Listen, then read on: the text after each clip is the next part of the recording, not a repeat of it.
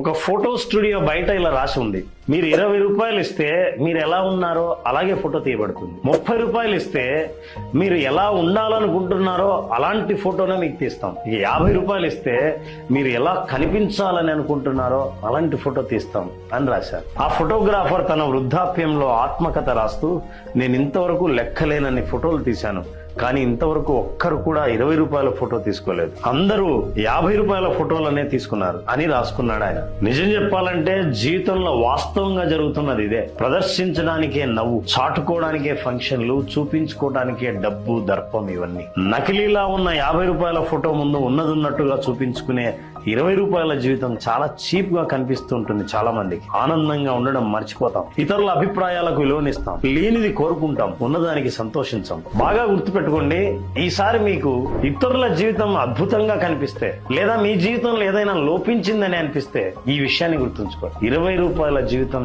చాలా సింపుల్ గా ఉంటుంది, కానీ ఒరిజినల్ గా ఉంటుంది. 50 రూపాయల జీవితం తలతలలాడుతూ ఉంటుంది, కానీ వాస్తవం అది కాదు. మీరేమంటారు?